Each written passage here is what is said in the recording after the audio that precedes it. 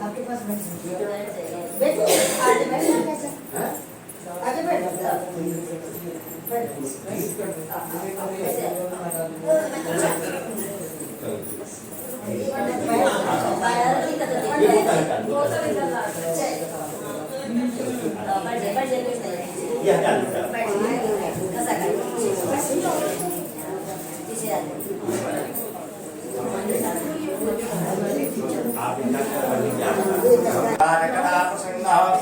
प्रेम से वृंदावन बिहार प्रेम से सत्यनारायण भगवान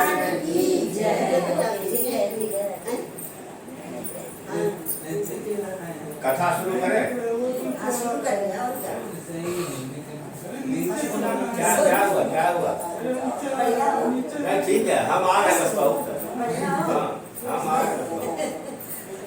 एक समय नैमिषारण्य के तीर्थ में सौनक आदि 88,000 ऋषियों ने पुराण वाचने वाले श्री सूत जी महाराज से पूछा, हे महामुनि सूत जी, किस व्रत अथवा तप से अभिष्ट फल प्राप्त होता है? कृपा कर आप मुझसे विस्तार पूर्वक कहें। सूत जी बोले कि यही प्रश्न पहले नारद जी ने भगवान विष्णु से किया था। उस समय भगवान ने नारद जी से जो कथा कहा था वही मैं तुमसे कहता हूँ, सावधान होकर सुनो। एक समय महात्मा नारद जी परोपकार की इच्छा से अनेक लोकों में घूमते हुए इस मृत्यु लोक में आए। तब इस मृत्यु लोक में समस्त प्राणियों को अपने अपने कर्मों से दुखयुक्त देखकर विचार करने लगे कि इन लोगों का दुख किस उपाय से दूर हो सकता है। ऐसा विचार कर विष्णु को गए, जिस वैकुंठ में श्वेत वर्ण 4 भुजाओं वाले शंख चक्र गदा पद्म तथा गले में बनवाला पहने देवाधिदेव विष्णु भगवान को देखकर स्तुति करने लगे, हे भगवान, वाणी तथा मन से अगोचर रूप हो, अनंत शक्ति वाले हो, आदि मध्य तथा अंत से रहित हो, रजोगुण तमोगुण और शतोगुण की आत्मा हो, सब प्राणियों के आदि कारण और भक्तों के कष्ट को दूर करने वाले हो, अतः आपको मेरा नमस्कार है।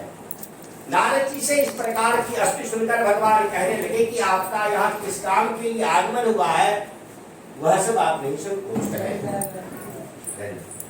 तब नारद जी बोले कि मृत्युलोक में समस्त मनुष्य जो अनेक योनियों में जन्म लेके दुखी हो रहे हैं, सो देना यदि आप मुझ पर दया रखते हो तो बताइए कि उन मनुष्यों के कष्ट कुछ ही समय के प्रयत्न से कैसे दूर हो सकते हैं।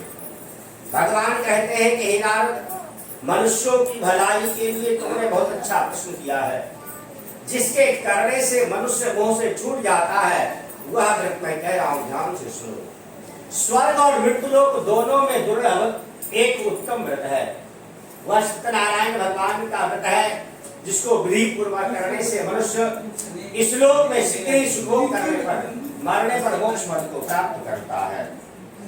श्री भगवान के वचन सुनकर नारद मुनि बोले कि उस व्रत का क्या फल है, क्या विधान है और किसने इस व्रत को किया है, वह सब आप मुझसे विस्तार पूर्वक कहें। भगवान वो कहते हैं कि दुख शोक आदि को मिटाने वाला, धन धान्य आदि को बढ़ाने वाला, सौभाग्य संतति तथा सर्वत्र जय प्राप्त कराने वाला यह सत्यनारायण भगवान का व्रत है।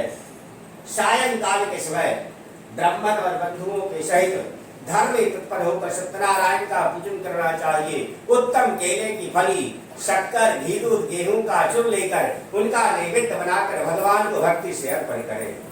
और यदि गेहूं का आटा न मिले तो चावल का आटा लेना, शक्कर न मिले तो गुड़ लेना, इन सब वस्तुओं को सदा बनाकर अर्पण करें और अपने बंधुओं के साथ कथा सुनकर ब्राह्मणों को दक्षिणा देंगे और फिर ब्राह्मणों को भोजन कराएं।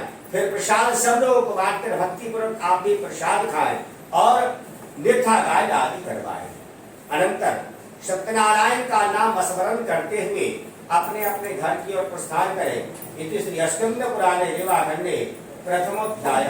प्रेम से सत्यनारायण भगवान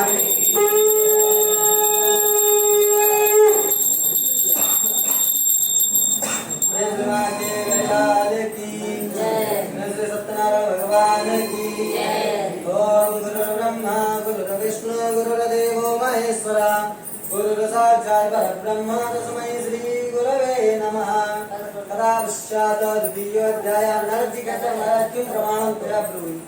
महाराज जो आपने व्रत का विधान बताया है इसको किसने प्रारंभ किया और किस किसने इस व्रत को किया याद मुझसे कहिए। ऐसा वचन सुनकर बड़े प्रसन्न भाव से भगवान बताने लगे कि महाराज एक समय की बात है काशीपुरी नगरी में एक अत्यंत निर्धन ब्राह्मण रहता था।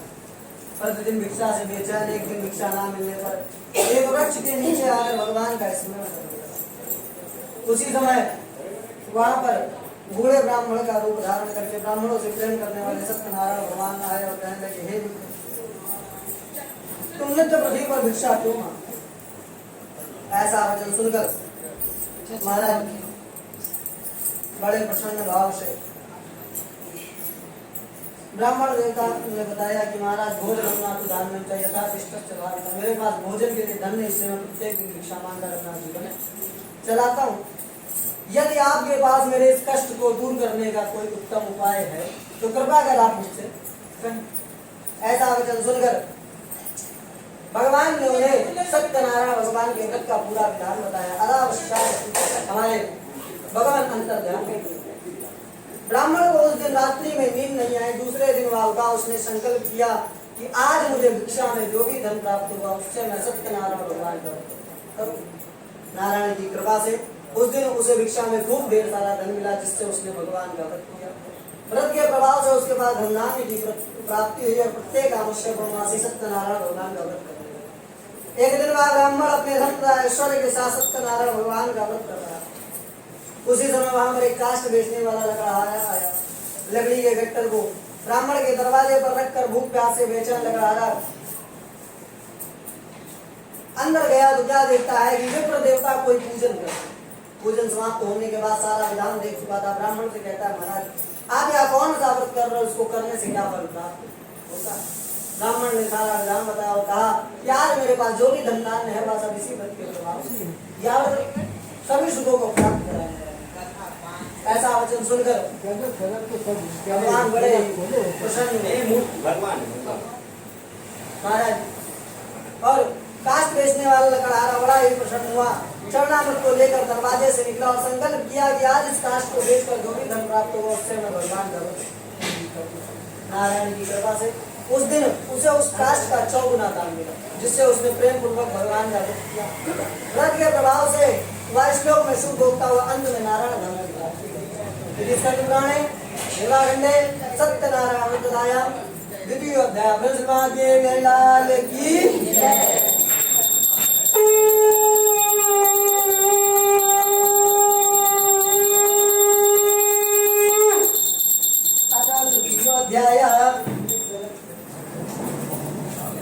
तीसरे अध्याय में उनका मुख नामक राजा था। एक उनका वो राजा प्रजापालन महाराज एक उनका मुख नामक राजा था।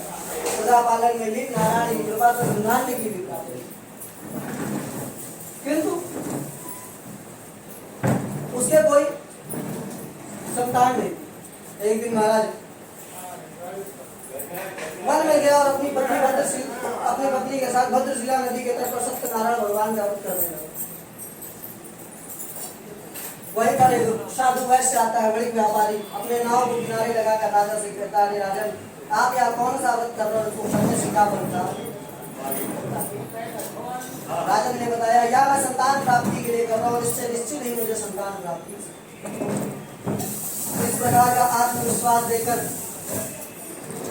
साधु वैश्य बड़ा ही प्रसन्न हुआ। उसने संकल्प किया यदि मेरे कोई संतान होगी तो मैं भी इस व्रत को निश्चित हूँ। नारायण की कृपा से साधु वैश्य घर आया और अपनी पत्नी लीलावती को बताता है देवी आज मैं संतान प्राप्ति वाले वरदान को देखकर आया हूँ। यदि मेरे कोई भी संतान हुई तो मैं इस व्रत को निश्चित ही करूँ। ऐसा कहकर व्यापार के लिए चला गया। जब कुछ वर्षों बाद व्यापार से आया तो उसकी पत्नी गर्भवती हुई और 10वें महीने सुंदर कन्या हुई। वह कन्या शुक्ल पक्ष की चंद्रमा की कला के समान बढ़ रही थी, इसलिए उसका नाम कलावती। तब पत्नी ने मीठे वचनों में कहा स्वामी अब उस व्रत को करने जिसका आपने संकल्प किया। जब ऐसा वचन सुना तो अपनी पत्नी से कहने लगा हे देवी पुत्री के विवाह के समय इस व्रत को कर ले। ऐसा आश्वासन देकर व्यापार के लिए चला गया। जब कई वर्षों बाद व्यापार से आया तो अपनी पत्नी को सखियों के साथ खेलता और महाराज नारायण की कृपा से दूतों को बुलाया, दूतों से कहा दूत जाओ मेरी पुत्री के लिए देखभाल कर कोई एक सुयोग बड़े पुत्र ले आओ। दूत गए कंचन नगर नामक स्थान से देखभाल कर एक सुयोग बड़ी पुत्री ले आए। साधु वैश्य ने अपनी पुत्री का विवाह उसके साथ कर दिया। किंतु दुर्भाग्यवश वह उस समय भगवान का व्रत करना भूल गया। भगवान को बड़ा ही क्रोध आया। भगवान ने कहा दुष्ट तू बार बार मेरी पूजा के विमुख होता है, जा तुझे कठिन होता है। और भगवान के श्राप से भला कोई बच पाया है? साधु वैश्य अपने दामाद के साथ रत्नसार नगर में व्यापार कर दिया, जहाँ के राजा चल जाए। कुछ दिन तक तो व्यापार चला। अतः पश्चात महाराज नारायण की कृपा हुई और एक दिन भगवान की माया से दो चोर राजा का धन चुरा कर भागे। जब राजा के सैनिकों को आता देखते हैं तो जितना भी धन धान्य चुराया था वह सब साधु वैश्य की नौका में। जब राजा के सैनिकों ने साधु वैश्य की नाव में राजा का धन देखा तो दोनों को पकड़ कर ले गए और कहने लगे महाराज हम यहाँ दो चोर पकड़ के लाए, हमें देख कर दोनों साधु वैश्यों को कठिन कारावास हो जाता है ससुर जमाई को। और इधर घर पर भी जो धनधान रहता है सब चोर चुरा ले जाता है। जो थोड़ा बहुत बचा कुचा रहता है वह भी घर पर आग लग जाती है।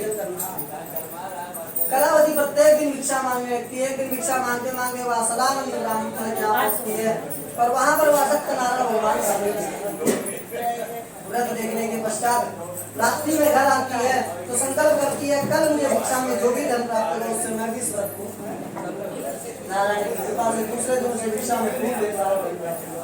उसने भगवान का पूजन किया और वरदान मांगा, हे भगवान मेरे पति और पिता शीघ्र ही घर। नारायण की कृपा हुई। नारायण ने राजा चंद्रकेतु को रात्रि में स्वप्न दिया, अरे राजन कारागार में पड़े दोनों ही वैश्यों को प्रातः ही छोड़ दे वरना मैं तेरा सब धन ब्राह्मण राजा ने ब्राह्मणों से पूछकर अपने कुल पुरोहित से ज्ञान लेकर महाराज दूसरे दिन साधु वैश्य को सभा में बुलाया और जितना धनदान लिया था उसको दुगना धनदान देकर नए अवस्था विदाई। इसी स्कंद पुराणे रेवा खंडे सत्यनारायण कथायाम तृतीय अध्याय प्रेषवाद के जयकार की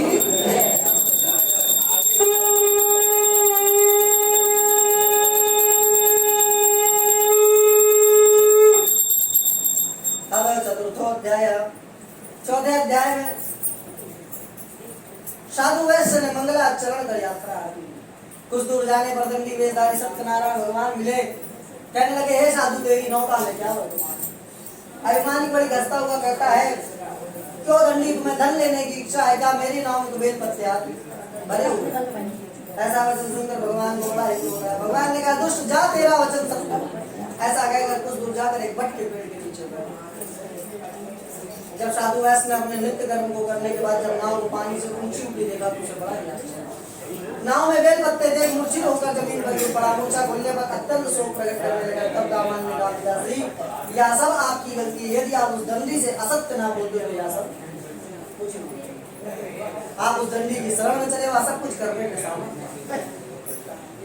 महाराज साधु और वैश्य और दामाद दोनों गए भगवान को क्षमा याचना की और मनोवांछित फल लेकर अपने नगर के समीप पहुंचने के पश्चात दूतों से कहा दूध जाओ मेरी पुत्री और पत्नी से कह दो तुम्हारे पत्नी और नगर के समीप आ गए कृपया कर उनके दर्शन। उस समय लीलावती कलावती दोनों सत्यनारायण भगवान का व्रत एवं पूजन कर रहे।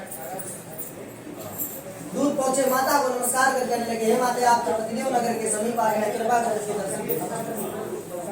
महाराज नारायण की ऐसी कृपा हुई ऐसा अभाव हुआ कि लीलावती ने अपनी पुत्री कलावती से कहा हे पुत्री तू पूजन समाप्त कर आना मैं पति के दर्शन के लिए। कलावती ने शीघ्र पूजन समाप्त किया किंतु प्रसाद ग्रहण के बिना पति के दर्शन। भगवान को बड़ा ही क्रोध आया। भगवान ने उनके पति को नौका सहित चढ़।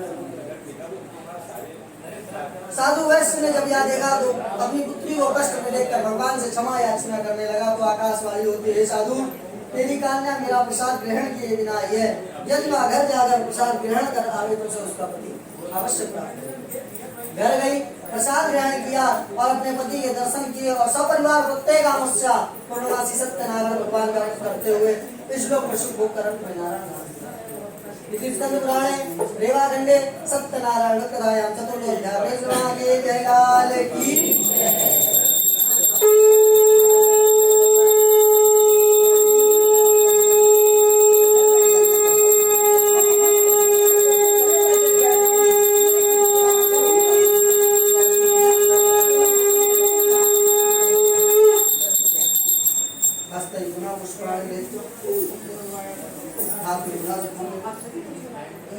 नारद जी कहते हैं महाराज एक बात बताइए कि आप प्रसाद त्यागने कहते हैं महाराज कभी भी जान में अनजान में अभिमान नहीं प्रसाद नहीं त्यागना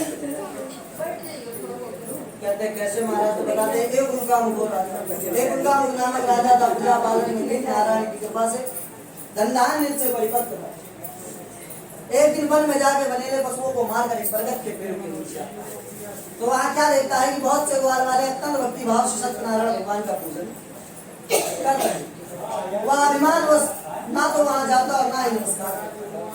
जब ग्वाल वाले उसे प्रसाद देते हैं तो अभिमान के कारण उस प्रसाद को त्याग कर वो अपने नगर में जाते हैं, जिसके कारण उसका सारा धनधान नष्ट हो जाता है।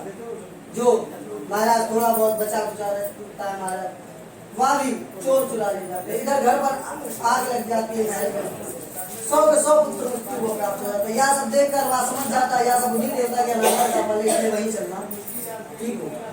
पुनः से वहां गया, क्षमा याचना की। क्षमा याचना करने के पश्चात मनोवांछित फल लेकर अपने महाराज नगर को आया तो उसे सब कुछ पुनः सिखा या सत्यनारायण भगवान के द्वारा मनोवांछित फल प्रदान निर्धन को धन देती है, वंदन वाला वंदन से मुक्त हो जाता है, डरपोक का डर छूट जाता है, संतानहीन को संतान प्राप्त होती है, विद्यार्थी को विद्या में लाभ होता है, व्यक्ति अंत में सभी सुखों को भोग कर नारायण नाम की प्राप्ति है।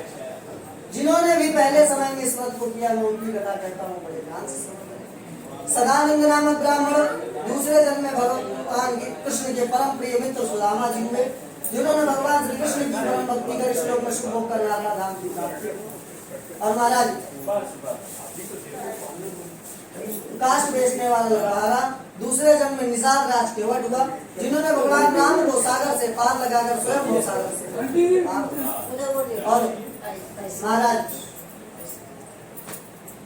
साधु नामक वैश्य मोरध्वज हुआ, जिन्होंने अपने पुत्र का आधा शरीर आरे से चीर कर ब्राह्मण रूपी कृष्ण भगवान को दान कर श्लोक में शुभ भोग कर नारायण नाम। महाराज उनका मुख राजा दशरथ हुए, जिन्होंने राम जैसे पुत्रों को जन्म देकर रंगनाथ जी के चरणों में अपना महाराज तुंगध्वज स्वयंभू मन हुए, शत्रुपा के साथ सृष्टि का पालन करते हुए इस लोक में शुभ भोग कर हम सभी को भगवत भक्त बनाकर अंत में नारायण नाम की प्राप्ति करते हैं। इति स्कंदपुराणे रेवाखंडे सत्यनारायण कथायां पंचमोऽध्याये शिवाय जयकाल की जय।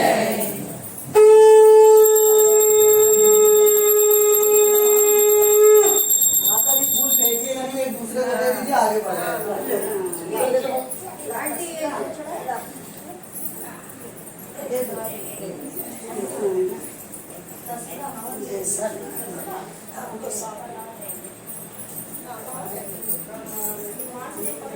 एक तसला दो उल्टा और आपने और पीछे जाओ, इसको भी फोल्ड कीजिए।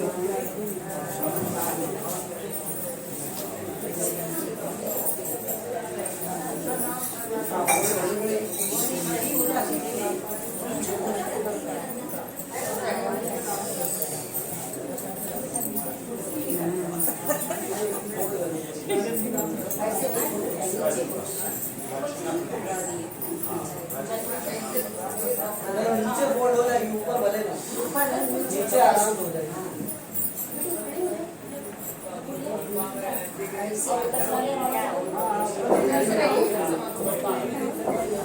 ऐसे करो, ऐसे करो, ऐसा नहीं बाबा ईटा और मिर्चा देता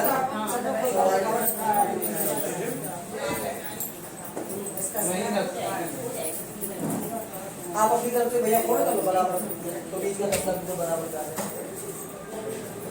ले आप अपनी तरफ से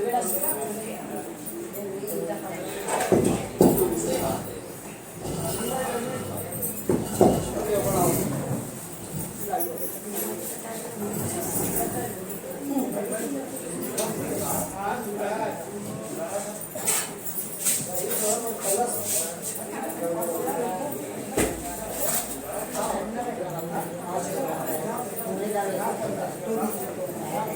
भैया बराबर छोटा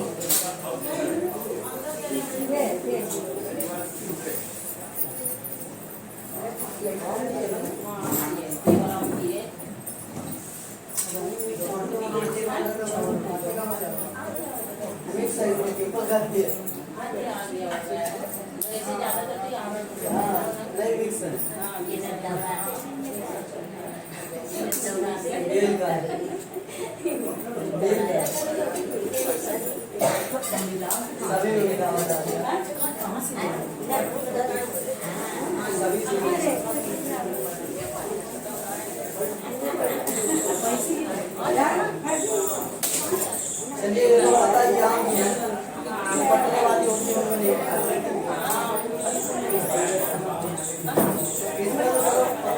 भैया पंखा बंद कर लो वरना धुआं बहुत ज्यादा हो जाएगा।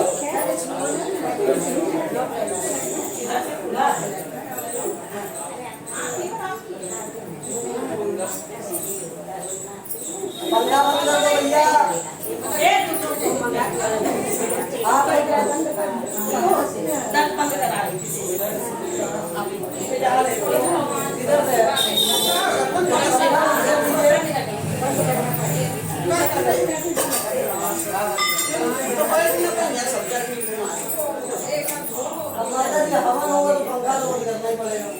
आप थोड़ी देर सही करेंगे अभी तक देखिए आप लोगों ने आनंद से पंखा चलाया मस्त।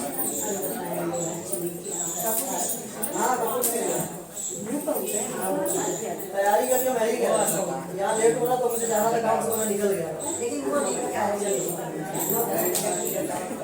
यहाँ बात नहीं मुझे पहुँच गया था ये तो मेरा 70,000 रुपये का सरकारी काम पड़ा था।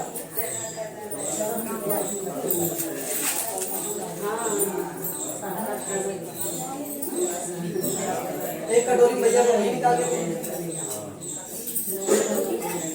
अरे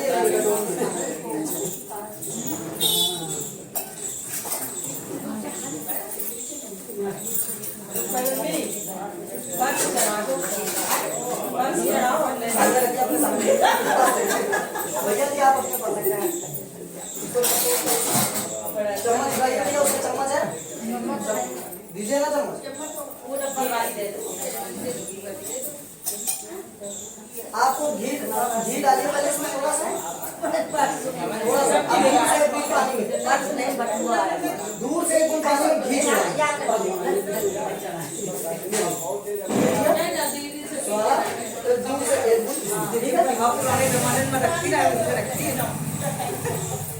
सावन सामग्री दे लीजिए मुझे लेने पड़ेंगे भैया उन लोगों को दे दो 5 लोगों का सामग्री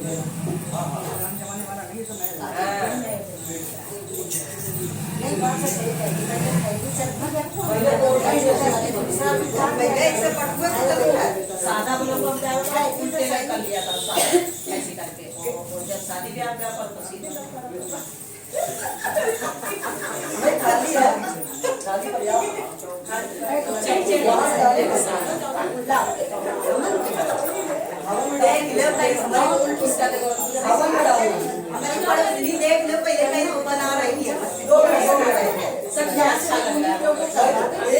भैया जी एक आप अपने ये समझ निकाल 2 3 ये माता जी को जो बगल में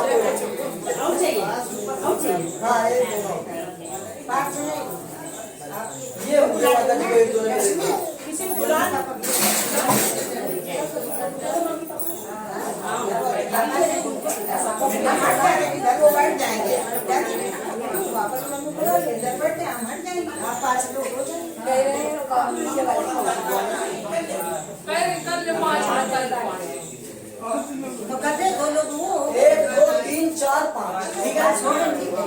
आपको भैया जैसे घी बताया घी छोड़ना है आप चारों लोगों को 3 ठीक है तो हरि ओम गणाधिपतिं गवामहे व्याळान्वाभिपतिं गवामहे दीनान्वा निधिपतिं गवामहे वसो हम गानि गणपतिं स्वाहा ओम अम्बे अम्बिके अम्बालिके नमामि यस्कसना सर्वस्वदाभिके नाभिवासिकाय स्वाहा ओम पार्वतीयोत्तम महावासिनोत्तम सर्वोत्तम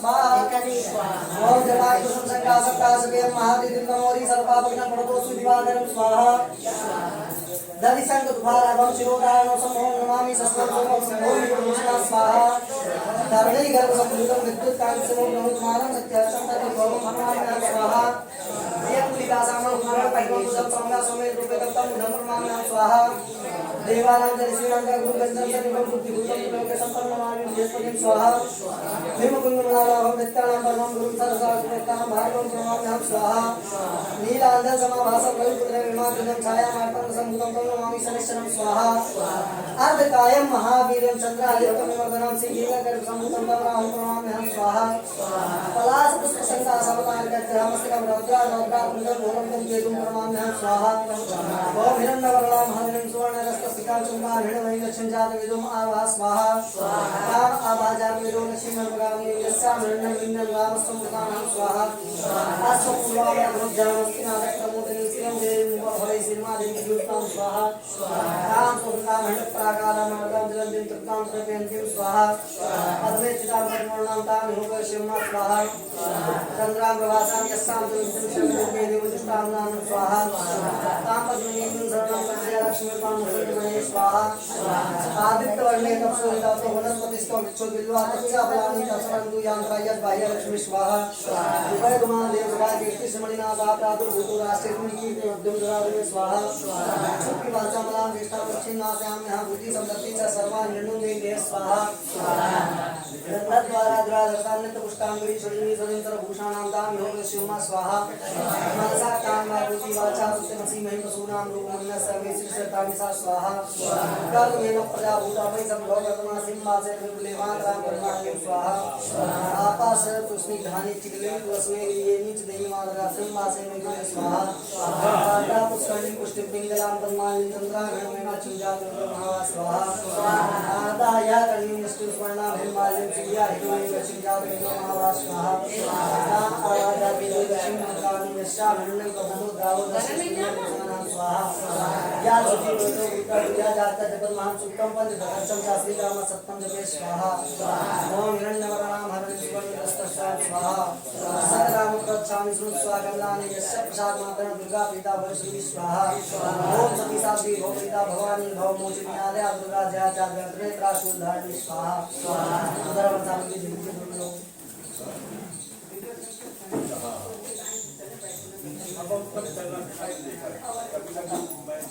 विरागधारणी चित्राचल गंडा महासभावनो बुद्धि अहंकार चित्रूपा चिदाश्री स्वाहा सर्वमंगलमय सत्या सत्यानंद स्वरूपिणी अंता भावनी भद्रा भद्रा चरागनी स्वाहा शांभवी देव माता चाचिंता पूजिया सदा सर्वविद्या दक्षिणा दक्षिण विनाशनी स्वाहा वर्णाने वर्णाचा पालना पालना वही भट्टांबर परिधान कल मंजरी रंजनी जगा स्वाहा हमें कृपा दुर्गा सुंदरी सुंदरी बंधुगा जमातंगी मातंग मुंडा स्वाहा ब्राह्मी महेश्वरी चंद्री को माली कृष्णा चामुंडा चेवाराणी सृष्टा प्रसादरी स्वाहा विलोद लक्ष्मी ज्ञान ज्ञान बहुला बहुला प्रेमा सर्वाहमाना स्वाहा विषम वशम हरिणी महिषासुर मर्दनी मधुगैटो बंती चाचंड मुंड विनाशनी स्वाहा सर्वासुर विनाशाचा सर्वदानव घातनी सर्वशास्त्रमय सत्या सर्वासुर धारिता स्वाहा अनेक शस्त्र हस्ताचा अनेकास्त्र धारिता कुमारी चैव गन्नाचा कैशोरी युवती यति स्वाहा अप्रौढ़ा चैव प्रौढ़ाचा प्रथमाद बलप्रदा महोदरी मुक्तियसी घोर रूपा महाबला स्वाहा अग्निज्वाला रौद्रमुखी कालाग्नि श्री नारायण गालिका विष्णु माया जगदरी स्वाहा शिव दुर्ति कराली चरण का परमेश्वरी का त्यागी साधि और दक्षा ब्रह्मवादिनी स्वाहा या अग्नि बड़े कर्मकार नाम सदाष्टमना सातम विदते देवी विष्णु लोकेश स्वाहा धनम दानम सुतम जाय महम हस्ते देव चतुर्बलकं तथा चान्ते रमेण मुक्त शास्त्र स्वाहा कुमारीं पूजयित्वा तु दात्पा देवी सुरेश्वरी पूज्या नरया भक्ता पठे नमस्कार स्वाहा तस्य सिद्धिर्भवेत् सर्वसुरे विराजानि भक्तानि विराजस्वाहा गोचरालक्तः कुङ्कुमेन सिन्दूरकर्पूरमभित्रेण स्वाहा विलिख्यन्त्रं विधना विलासो भवेत् सदा राजयति राज स्वाहा भौमावासा निशामग्रे चन्द्रे सत्विनाङ्गदे विलिख्यत्कर्ते स्तोत्रं सा भवेत् सम्पदामनं स्वाहा ओम हरि ओम नमः ओम सूर्यदेव गच्छामि कुंजिकास्तोत्रं स्वाहा ये मंत्र प्रभावेन चंडी जापासु भवेत् स्वाहा कवचम नारगलासुरत्रं कीलकं रहस्यकं स्वाहा सूक्तं नाभिधानं जानान्यासोपनवर्धनं स्वाहा कुंजिका पाठमात्रेण दुर्गा पाठ भवेत् स्वाहा अतिगुह्यतमं विप्रदेवानां विद्वानां स्वाहा गोपनीयं प्रयत्नेन श्रेयोदीरूपारति स्वाहा स्तंभोच्चाटनादिकं स्वाहा पाठमात्रेण विशुद्धेन कुंजिका स्वाहा ओममन्त्राय ह्रीं क्लीं चामुण्डाय चक्रं हों क्लीं क्लीं ज्वाले ज्वाले जल जल प्रज्वलितं ह्रीं चामुण्डाय चल हं चक्रं पर स्वाहा ओम नमस्ते रुद्रोपति नमस्ते रुद्रोपति नमः गणभारते नमस्ते निशाभं स्वाहा नमस्ते सुमंत्री चालि सुंभासुरगारि जागतं महादेवी चक्रं स्वाहा ऐकादशि श्लोका हिंकाली कृपालिका टीकाली ओम रूपिणी वीर रूपे नमस्ते स्वाहा चामुण्डा चंद्रगाति जाय चावेदार नमस्ते मंत्र स्वाहा धाम दिव गुनि घटे निम्बाम दिव गुनि स्वाहा राम करी गुणगारिका साम दिव चुकुले स्वाहा ओम ओंकार जम जम जम बनाए स्वाहा राम दिव गुणगारिका भवानी स्वाहा काम काम चम तम तम पम जप तम पीम तुम तम हम तम जागरण जागरण कलिकम स्वाहा काम दिव पार्वती गुणा खान के चरित्रा स्वाहा साम श्री सरस्वती देवी अनंत सिद्धम पुरुषों स्वाहा इदम दो कुंजिका स्तोत्रम मंत्र जागरण स्वाहा नवकते निजातव्य रक्त गोविंदम रक्षिता यस कुंजिका देवी नाम सप्त सदी पठे स्वाहा ना तस्य जायते सिद्धि मंत्र स्वाहा गायत्री मंत्र याद है आप लोग एक लोग कोई भी मन में बोले बोल बहुत स्वाहा शुरू करेंगे प्रचोदयात्मक 5 बार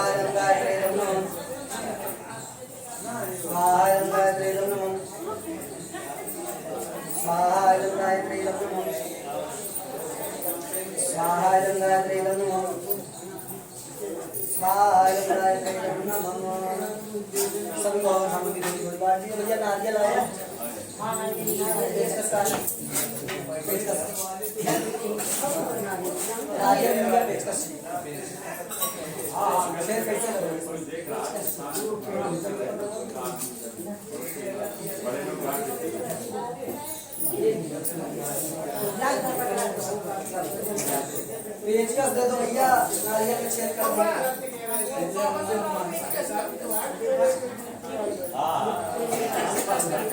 मम्मी मम्मी पेचकस ले अम्मा का दे दो आओ चलो पेचकस आओ जरा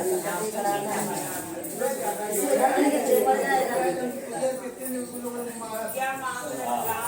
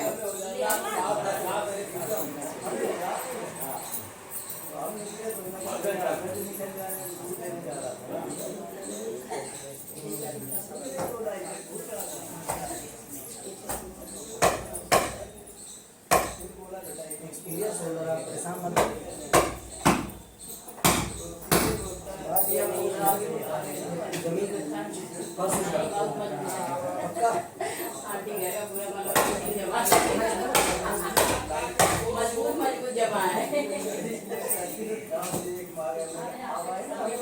नहीं है इसमें नहीं डर लगता है ना पहले मान लो कुछ हमारे कारण किसी का नुकसान नहीं होता।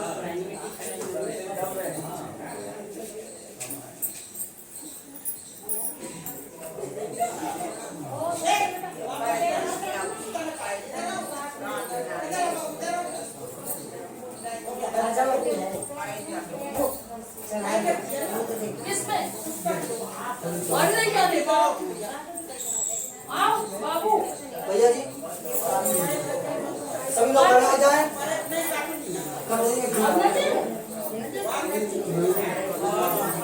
खड़े हो जाइए सभी। उसमें मैंने डाल दिया।